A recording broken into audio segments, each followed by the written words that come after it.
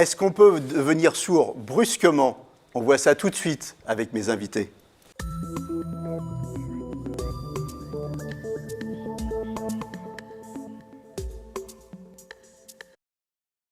Alors, avec moi sur le plateau, Opal. Regarde-moi Opal.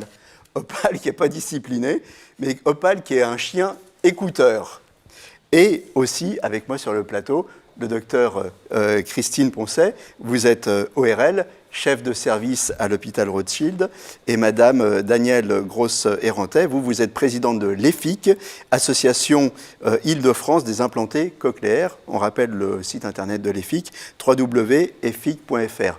Opal, c'est votre toutou, c'est un berger australien et c'est un chien écouteur. Qu'est-ce que c'est que ça, un chien écouteur? Un chien écouteur, c'est un chien qui pallie justement au problème de la surdité.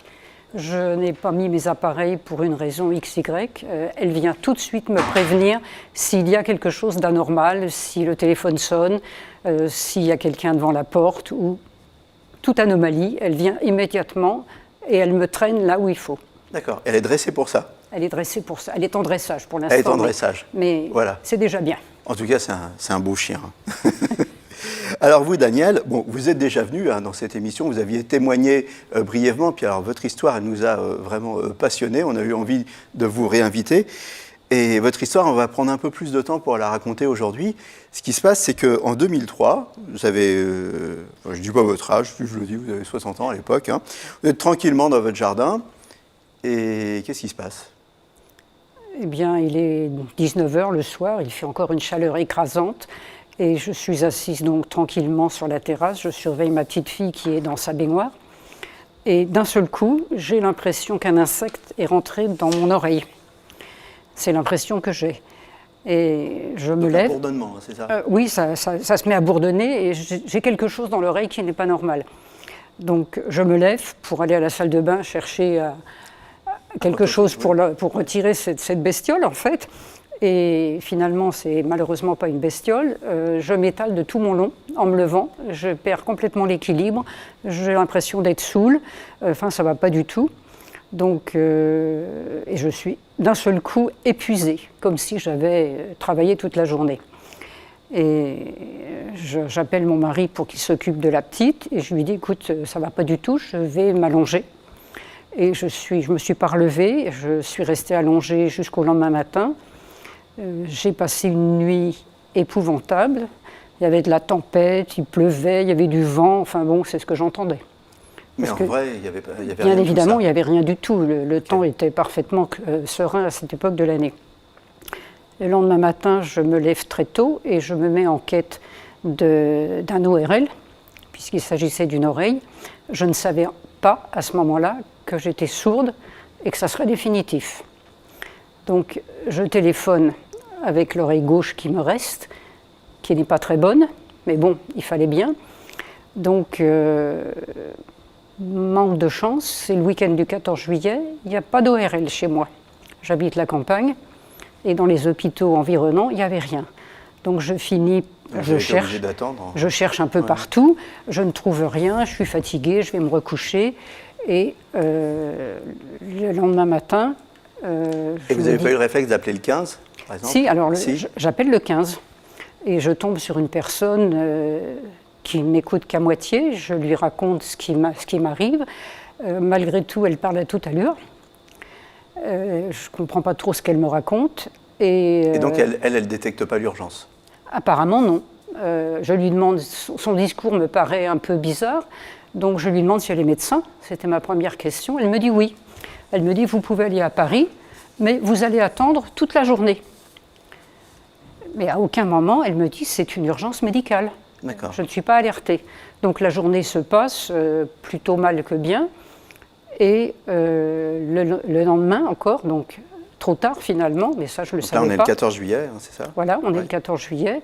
Je téléphone à l'hôpital Béclair, que je connaissais, de bonne réputation.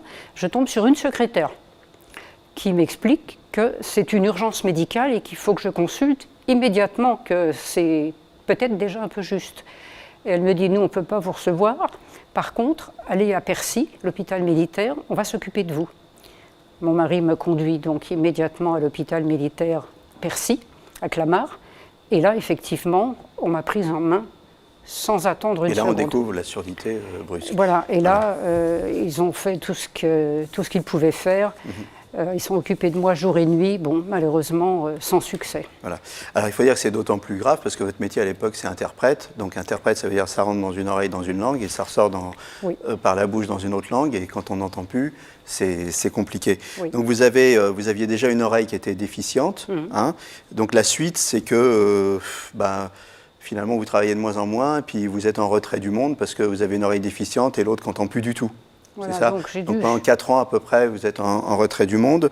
Et puis, alors, il y a un truc qui m'a paru absolument hallucinant, c'est que 9 ans après, que vous découvrez, en fait, que vous faites un premier rendez-vous à l'hôpital et que vous découvrez qu'il y a peut-être des solutions pour vous. Oui, parce qu'il y a une émission télévisée qui s'appelait... Ah, vous voyez, c'est utile, hein, les émissions télévisées. Les émissions télévisées, oui. Mieux vieillir, je ne sais plus comment ça s'appelait. Ouais. En tous les cas, il y avait un train qui traversait toute la France, qui commençait à Paris et qui part Le Mans. Et Le Mans, c'est à 150 km de chez nous. Donc vous y allez. Mon mari m'a conduite au Mans.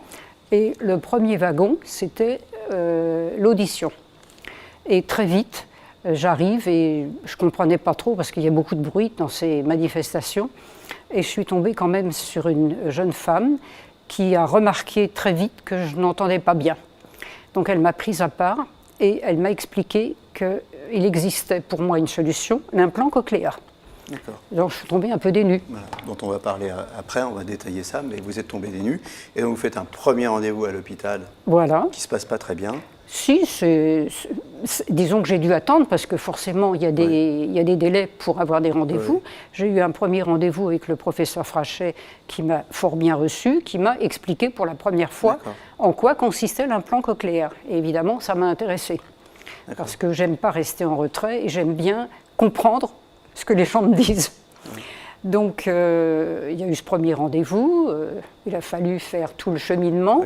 C'est assez long. Il y a des tas d'examens à faire. Et au deuxième rendez-vous, la décision est prise. Je vais être implantée cochléaire. Et là, vous nous avez dit, quand vous êtes réveillé, miracle. Alors, quand je me suis réveillée, déjà, l'équilibre, c'était mieux. Et alors, ces fichus acouphènes qui m'avaient pourri la vie pendant longtemps avaient totalement disparu. Ça, c'était fabuleux. C'est fantastique. Vous entendiez, vous n'aviez plus d'acouphènes? Non, je n'entendais pas encore. Parce que vous n'entendez. Après, il y a eu la phase de réglage, c'est ça? La phase la pause du processeur extérieur qui vous permet d'entendre. Et là, bon, il y a tout un tas de réglages. Docteur Poncet-Vallée est là pour vous l'expliquer.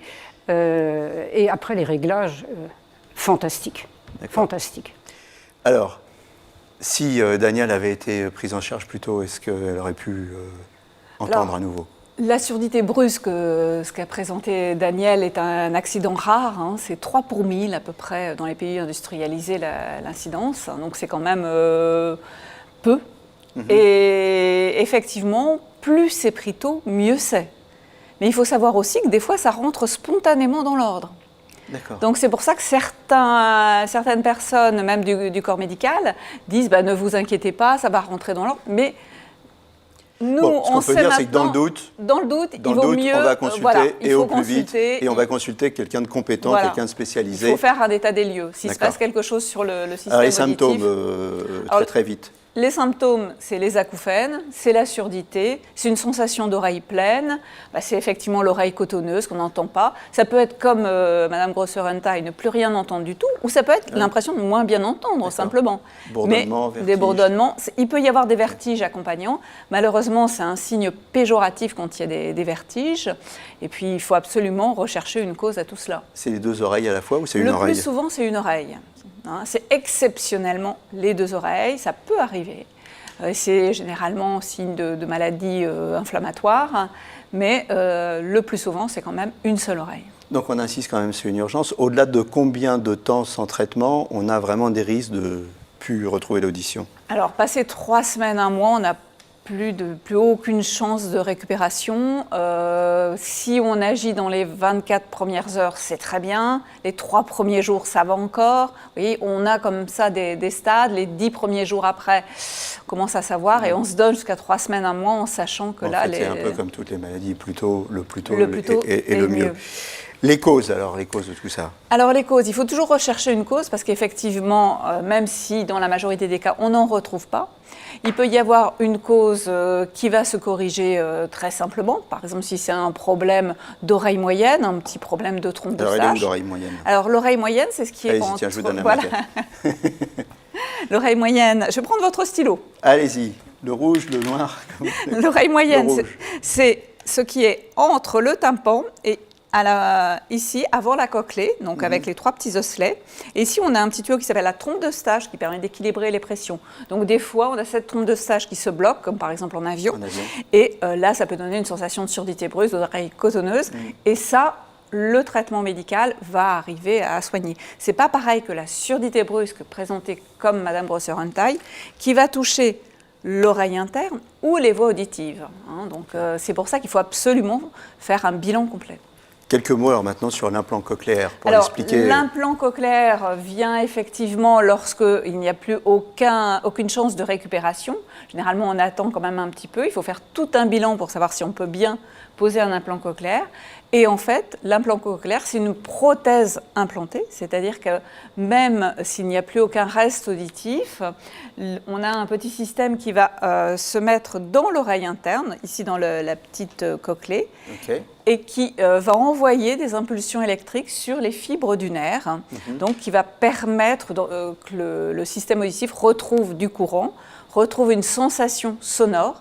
Et comme m'a dit tout à l'heure Madame Brosser-Huntai, il va falloir des réglages de la partie externe, parce que bien évidemment, il y a une partie externe qui va capter le son, qui va envoyer les informations à la partie interne. Donc voilà, ça se présente comme ça peut se présenter comme ça aussi.